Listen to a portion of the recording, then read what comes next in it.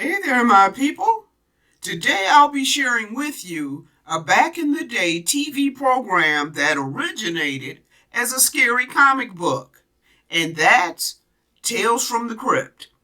Now, peeps, for me, Tales from the Crypt bordered on scary, and at times it was really kind of gruesome and gross, like parts of this particular episode. Then why are we talking about it, you may ask? Come on, y'all. Christopher Reeves. Y'all know he my jam. And the only one true Superman. I don't care how many actors try to play his part. Not only is Christopher Reeves in this episode, who plays Fred, but Bess Armstrong plays his wife, Judd Nelson is an employee, and peeps, even Meatloaf is in the program. All of them good and great actors. Now, people, here's the setup. Fred and Erma own a failing restaurant, but things turn around for them when their employee, the Judd Nelson character, introduces a new item to the menu. Peeps, I won't be showing anything scary or gruesome. You'll just have to see the original for that, because there are parts that are really pretty gross. But I still enjoyed the program, though I had to cover my eyes a bit. Well, there you have the setup. Let's get into the story. I don't know. Maybe we need to expand the menu. Here we meet Fred and Erma, the owners of the restaurant, and as we've just learned, they only serve squid. Fred says, I don't know, maybe we need to expand the menu. What about squid kebab? That could be interesting. I got it. Squid on a stick. Yeah, squid on a stick. It's a finger food and a takeout food all in one. Our troubles are over. Squid on a stick will put us on the map. Peeps, the whole time he's talking, his wife is just sitting there shaking her head. Irma says, squid on a stick is an even stupider idea than owning a restaurant that only serves squid. Fred says, remember what they told Colonel Sanders in 1956? A chicken restaurant? You must be mad. If that's madness, you can count me in. And as an aside, peeps, they really did tell Colonel Sanders he was mad. The detractors said no one will buy chicken when they can fry it up themselves. I.e., when their wives can fry it up themselves. No, but I digress. Let's continue. Fred goes on to say, and we know what happened with that. Honey, we'll be the Baskin Robbins of seafood. As they're talking, the cleanup guy, Gaston, says, I think Irma's onto something. Squid is nice and all, but maybe a little diversification would be good. Fred snaps, who asked you, Gaston? You're just a drifter. What do you know? Insult folks much?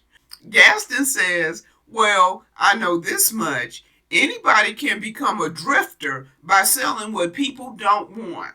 Ooh, snap to the hat. Gaston goes on to say, I have this recipe for barbecue. Barbecue, Fred says, any idiot can do barbecue. Gaston says, Not my barbecue. Well, look, thanks for your help, but I pay you to clean up. Now just clean up, okay? okay, peeps, is it me or does Gaston have some kind of look on his face? Okay, I know it ain't me. And that look is real off. Just saying. And then next, we hear the bell over the door ding, and Officer Phil Farley walks in. Fred says, hey, Phil. Phil responds, morning, Fred, Irma, and he goes over to the counter to take a seat. Fred asks, tough night? Phil responds, tough ain't the word for it. Between the hoods and folks off and other folks, I'm getting too old for this stuff. Fred says, as he's pouring Phil a cup of coffee, we got your squid sandwich coming right up. Phil says, "No offense, but I don't think I can stomach Squid McMuffin today." And Phil gets up to leave. And as he does, Fred is just standing there with his mouth open, like he's shocked or surprised at Phil's statement. As Phil is making his way to the door, Fred is calling after him. "Phil! Hey, Phil!"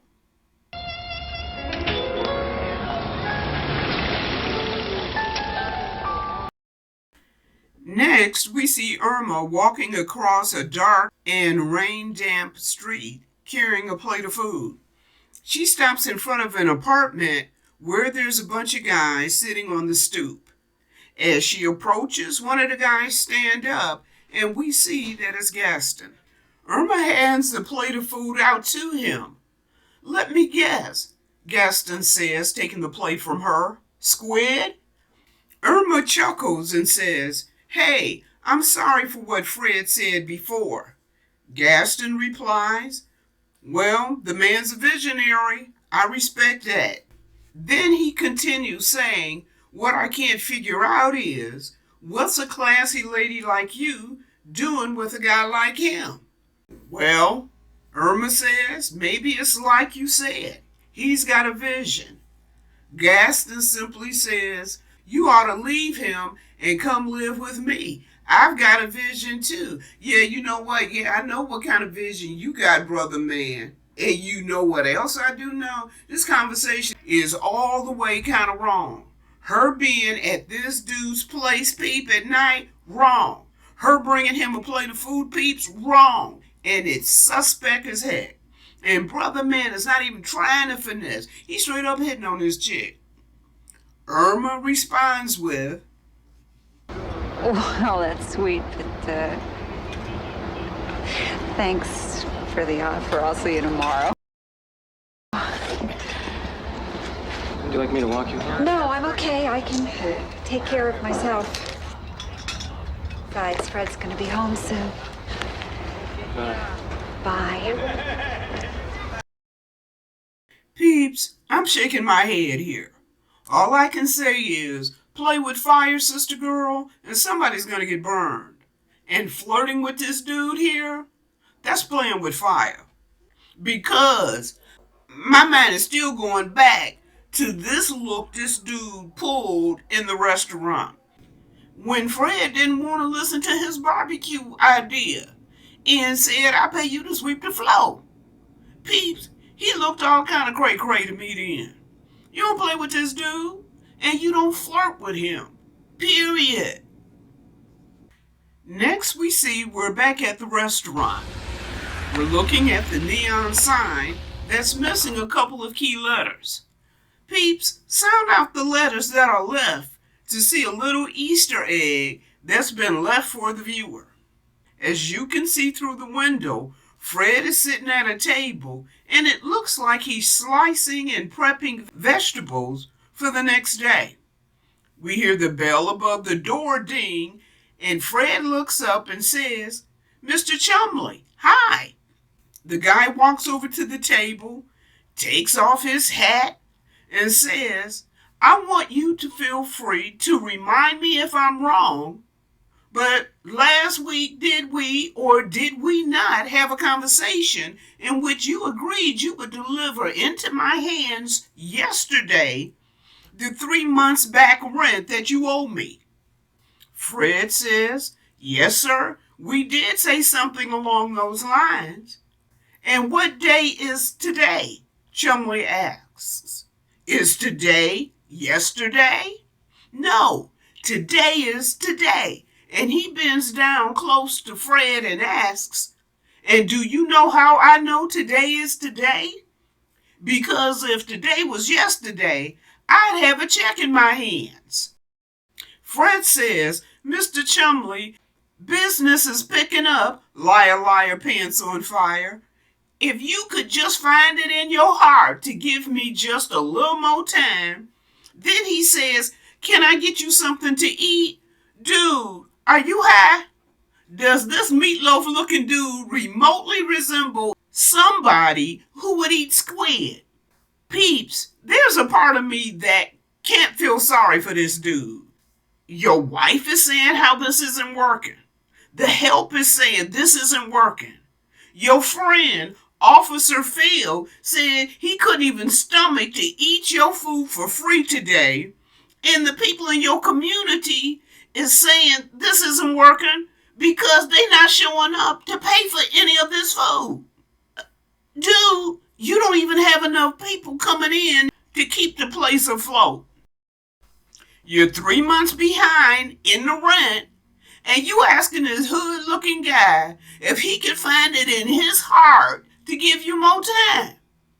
And what does Chumley say?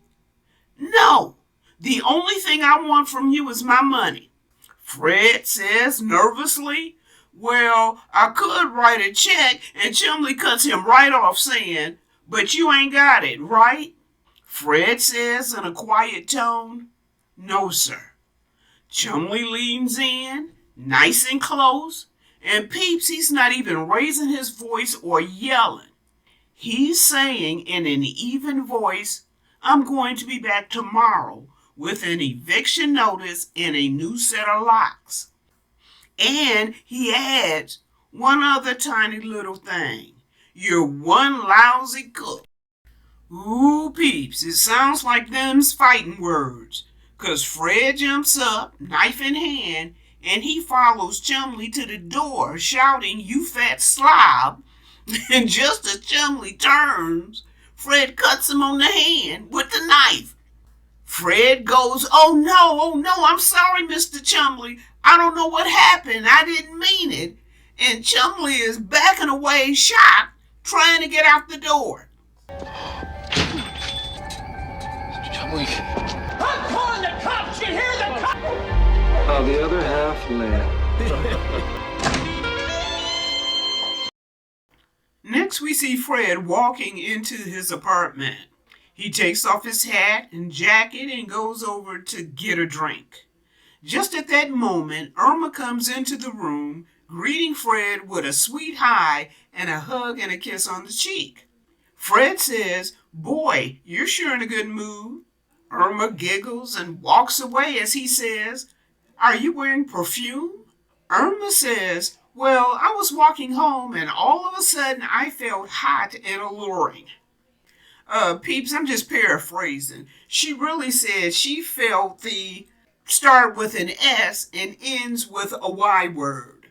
Personally, I don't doubt Gaston's flirting with her had a bit to do with her feeling the S/Y word. Erma goes on to say, you're home late. What kept you? Fred doesn't immediately answer. He pours himself a drink first. What's the matter? Erma asks. Fred takes a fortifying drink and says, Mr. Chumley stopped by today after you left. Erma shakes her head and goes, oh no. Fred tries to allay her fears by saying, it's not as bad as you think. Boyfriend, who you trying to kid? It's way worse than what she thinks, since you cut a brother. Erma sighs loudly, and Fred says, really? Now listen to me. You've still got a little room left on one of your credit cards, right? And peeps, Erma is already giving him a look, like, did you really just ask me that? Fred ignores the look and says, so we take some of that money and we buy a whole ton of pork. Erma throws up her hands, and Fred says, it's the other white meat. Oh, shut up, Fred, Erma yells at him. You should be thinking about how to keep us off the street, not how to put us deeper in debt. I've given you every penny I have, and I've got nothing to show for it. Fred's frustrated and says, Well, what am I supposed to do? I don't know how to give up. Peeps, you know what? This is not about giving up. It's about recognizing when something isn't working and changing direction. We know for at least 3 months this squid thing hasn't been working because that's how far behind they are in the rent. And what does Fred do? He thinks he just needs to come up with a surefire way to make the squid and the money will just be flowing in. This pork suggestion he's making when this dude is coming back tomorrow to shut him down is something he should have switched over to 2 months ago.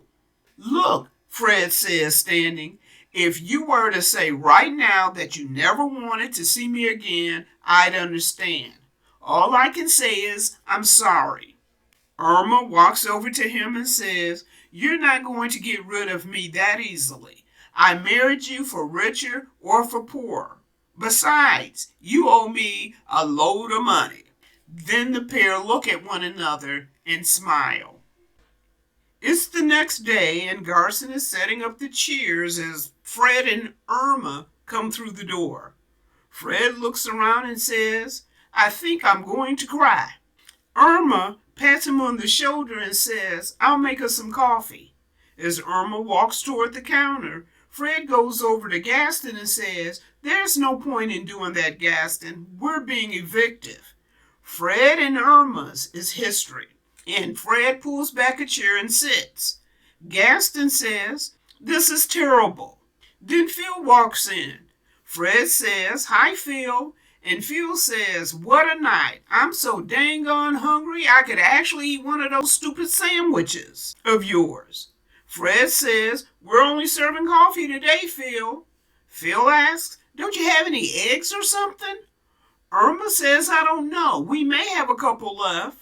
And she opens the refrigerator and is shocked to see not only eggs, but she says there's steak here. Phil says steak and eggs sound great.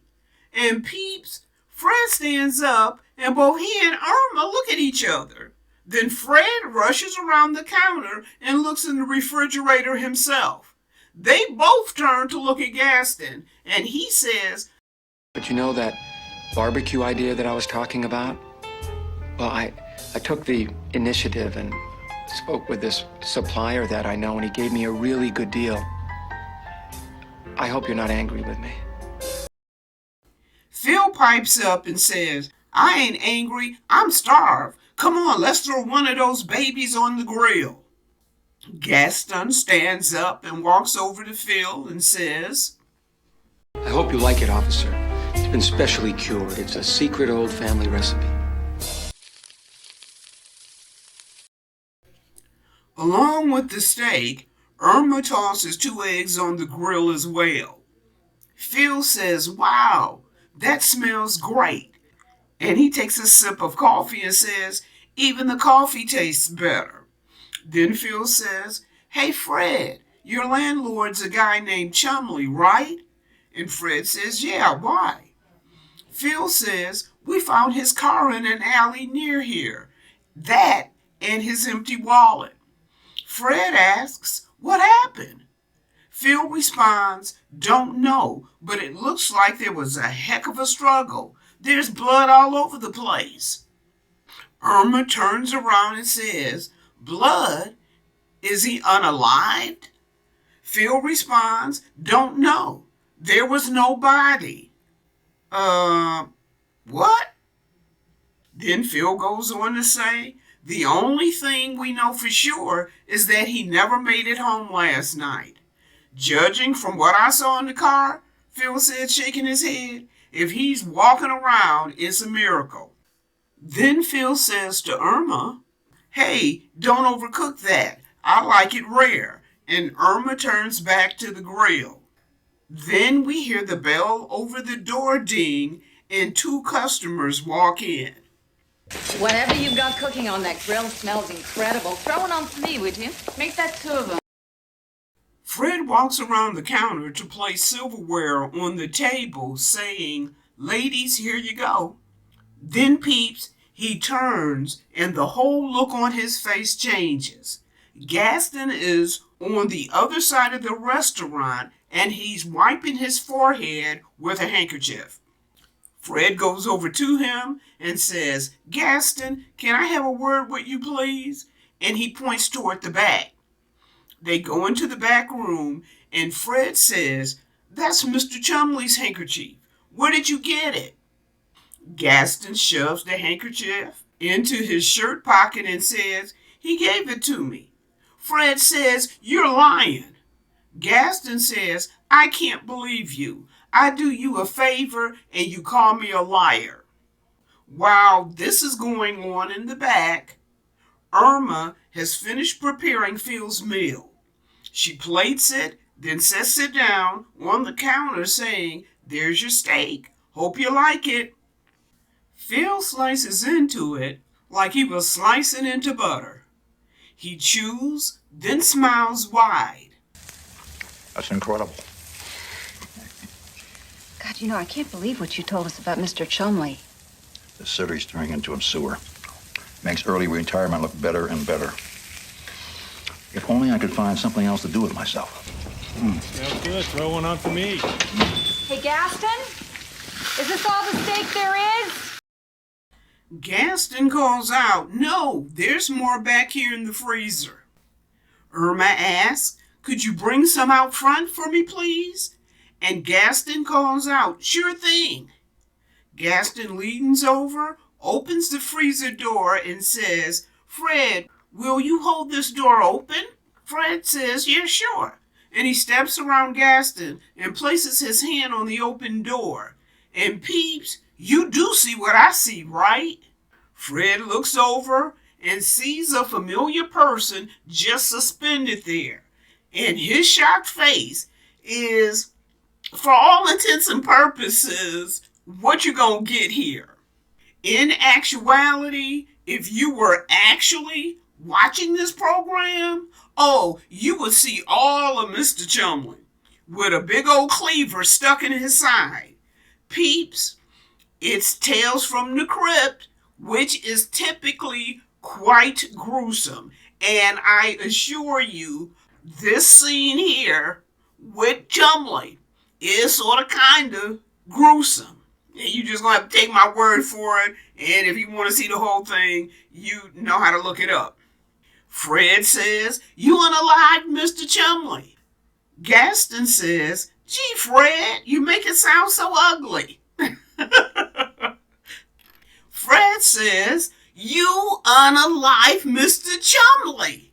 And he's just standing there as Gaston is just cutting away the steaks. If you know what I mean. And you do know what I mean. And Peeps, this segment of the program, if the beginning part of this wasn't tore up, this is all the way in your face gruesome. It is so gruesome that I'm not even sure they would show this much today, because they showing a whole bloody lot. They showing a lot, I assure you. So Gaston is just swinging away because he's supposed to be getting the steaks, right? And he says to Fred, okay, I unalived him. You just hold the door open. And Irma is calling out, Gaston, Fred, where are you? We've got customers. Gaston says, we'll be right out, Irma. And he picks up the tray of meat and says to Fred, don't leave this door open long because he'll spoil. And Gaston walks away. And Peeps, Fred is just standing there. And you can tell he is messed up. As for Gaston, he goes up front and hands Irma the tray. Then he starts to straighten up the counter a little bit, putting things away.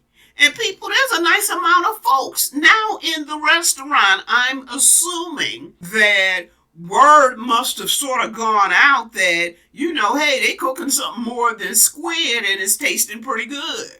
Finally, Fred comes up front, and Peeps, you can look at his face and tell that brother man is seriously grossed out. He's standing there and looking around knowing, I don't know what the recipe is, but that's brilliant. that these people aren't really eating steak, but they're eating Chumley. It's after closing time, and Fred is at the cash register counting the money. He says, we must have made $1,500 today. And exhausted Irma says, oh, wow, so this is what the restaurant business is like. Gaston appears behind the counter, and Irma says, Gaston, you're a genius. How'd a guy like you ever end up on the streets? Gaston replies, you know how it is. A run of bad luck and there you are.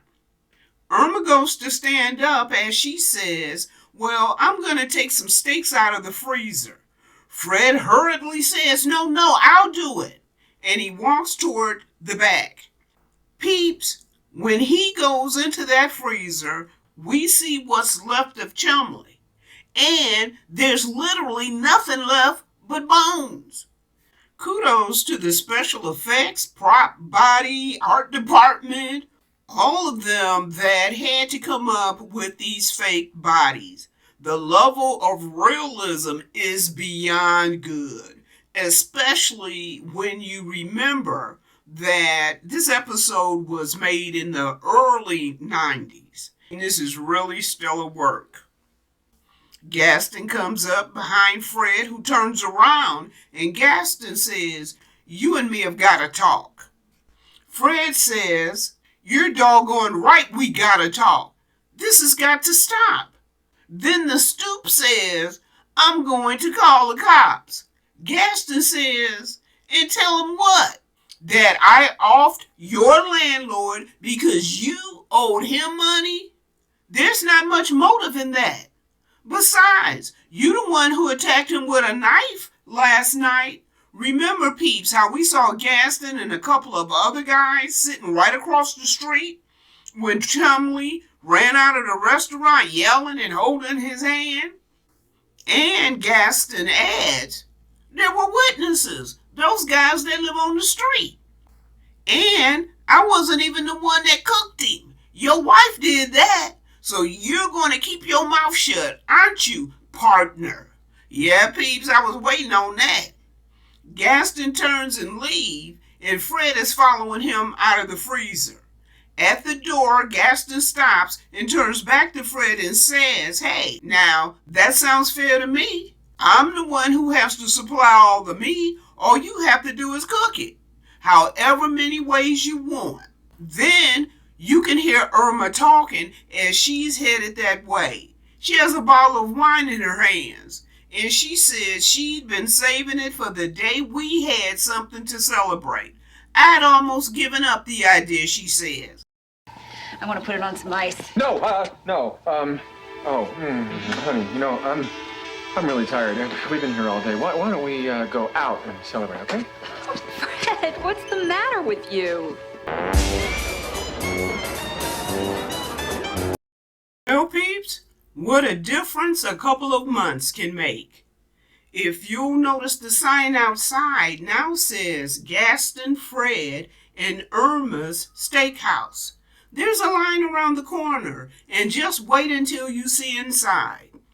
There's linen tablecloths, good silverware, glass goblets, professional menus, and a working staff, so business is definitely booming. Even the interior and exterior decor has been upgraded. This is definitely now a high-end restaurant, as opposed to the quasi-diner it was back in the day. We see that Fred and Irma are both wearing classic steakhouse attire, even down to Fred's chef's hat. Irma looks around the restaurant gleefully and says, Dick Schwartzberg just ordered seconds. He's the restaurant critic for the Daily Bugle. Do you know what that means? It means y'all gonna have to off a whole bunch more homeless people? Is that it? Irma says, it means we're ahead. It means he loves us. You see, Fred, it's your dream come true. It's exactly the way you wanted it. Gaston leans over her and says in a low voice that only she and Fred can hear, we're going to be filthy rich. Fred says really to himself, yes, we are, as he tosses another steak on the grill. Phil comes in a few minutes later and takes a seat at the counter, ordering his usual. Then he says, Hey, we got a break on your landlord. Seems there was this metal in the blood sample we took from the car. Came from a brand of knife they don't make anymore. We're checking the company's records. I bet we ID the killer any day now.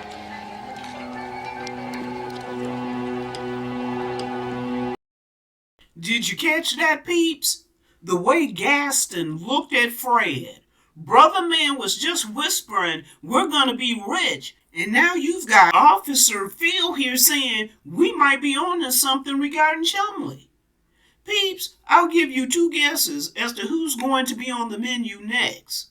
Come on, Gaston don't play. Brother Man is cold-blooded, calculating, and he's not gonna let anything get in the way of the sweet deal he has being co-owner of this restaurant. And don't be fooled, peeps. He's got his eye on Sister Girl. Oh yeah, he's got his eye on Irma. Come on now, I haven't forgotten how he was trying to flirt with his sister earlier on. Now, let's see what happens next. It's now apparently after closing time, and Irma is happily counting the cash while we can see Gaston cleaning up behind her. Irma gleefully says, $7,857. We'd better start thinking about expanding, she says as she puts some money in her purse. I gotta go tell Fred, and she turns and walks away. Gaston watches her until she's gone, and then he goes over to her purse and takes out her gun. Remember, peeps, back when he asked if he could walk her home, and she took out the gun and showed it to him? So he knows Sister Girl is packing. Next, we see Fred's cleaning, I believe, some utensils, and Irma comes up behind him, giddily giving him a from the back kind of hug. And she says, almost $8,000. This is our best day yet. And she's just giggling away. Then she notices that Fred hasn't said a word, and he's barely looked over his shoulder at her. Irma backs away and asks, What's eating you? Say that. You hear me? Don't say that. And peeps, she's standing there looking at him like he's cuckoo for Cocoa Puffs. And she says, while shaking her head, I don't get you. I just don't get you. Then in frustration, she says, I'm going home. And she turns and leaves. After Irma's gone, Gaston shows up and he says, You're overreacting. You heard what Phil said. They're onto it. Well, maybe we ought to think about putting Phil on the menu. He's a cop! Why don't you just go on home? I'll clean up. No, I'm gonna clean up. I gotta think. Suit yourself. Just have to be way out of this. See you tomorrow. Next, we see that Irma has arrived at their apartment, and as she goes to shut the door, we see the silhouette of a man. Irma gasps, and it's Gaston, who quickly says, I didn't mean to frighten you. Can I come in for a minute? Irma asks, why? And Gaston responds, I'm worried about Fred. And Irma opens the door and lets him in, saying, well, that makes 2 of us. I don't know what's wrong. Gaston walks over to the sofa and says, I do. He's feeling guilty. Irma follows him and sits down as well. And Gaston says, Irma, I don't know how to tell you this. It's Fred. He's been unaliving people. Peeps, come on now. Irma is looking at him like he's a loon, and she says, what? Gaston says, it's too horrible. The whole secret recipe thing. It's Fred's idea. It's not mine. Irma can't believe it, and she says, are you telling me that we've been... And Gaston cuts her off and says, what do you think he's been doing every night that he stays at the restaurant late? Irma's jaw drops and Gaston says, I saw him the first time when he offed Mr. Chumley. I promised to keep it a secret, but I can't do it anymore. I'm scared for him, Irma. He knows the cops are on to him. He told me tonight he's going to off himself. He took your gun. And Irma jumps up and rushes over to her purse. She looks inside and sees that her gun is in fact missing. Oh no, she gasps. Gaston comes up beside her and says, "I'll go back to the restaurant and try to stop him." Now you call Farley and tell him to get down there right away. Irma, it's gonna be okay.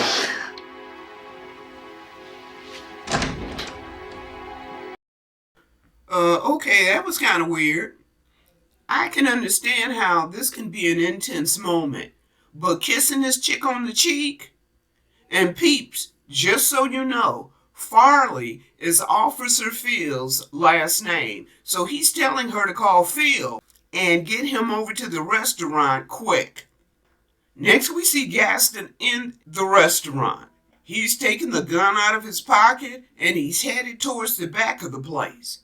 Gaston pushes open the door, steps into the room, and he's looking for Fred just as Fred comes up behind him. Apparently, Fred doesn't have any real gangster tendency, peeps, because he misses clocking Gaston by a country mile. The pair is tussling now, and the fight ends up in the front of the restaurant. Gaston socks Fred in the jaw, then he gets the drop on him with the gun. Gaston pulls back the hammer on the gun, and he says, We're gonna do things my way. And I say you're gonna blow your brains out. The distraught couple. The cops closing in. They were arguing, officer, when I got here. It was horrible. She picked up a cleaver and he fired! Well, that's awkward. Gaston is just pulling the trigger, and peeps, the gun is just clicking away. Fred finally muscles up and overpowers Gaston, while Irma yanks her gun out of his hand. Then, by way of explanation, she says to Gaston, "You said that Fred was going to unalive himself using my gun. But Fred knows I never put bullets in my gun."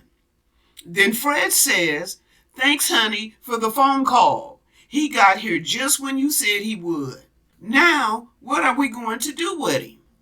Irma says, "I don't know. He has such a big mouth. I say we unalive him." Just at that moment, the bell over the door dings, and Phil walks in. Officer! Officer! Officer, thank God you made it. Here are the killers. Gaston says, "They unalive Chumley, and who knows who else." Phil doesn't seem the least bit bothered at this whole scene or by what Gaston just said. Phil takes off his hat, sits down and says, "What to do? What to do?" Gaston yells, "What do you mean? Arrest them!"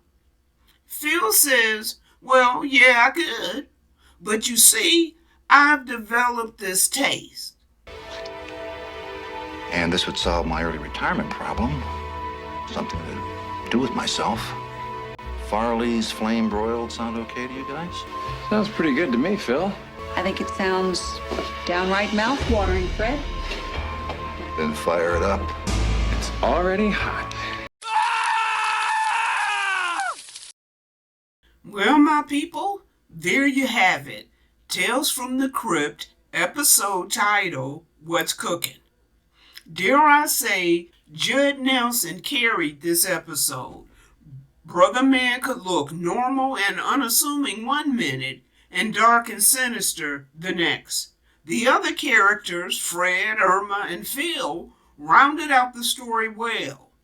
And being an old back-in-the-day Meatloaf fan, I thought he played Mr. Chumley effortlessly. My favorite Meatloaf song is "I'd Do Anything for Love," and I love his cover of "It's All Coming Back to Me Now," which he sung with Marion Raven.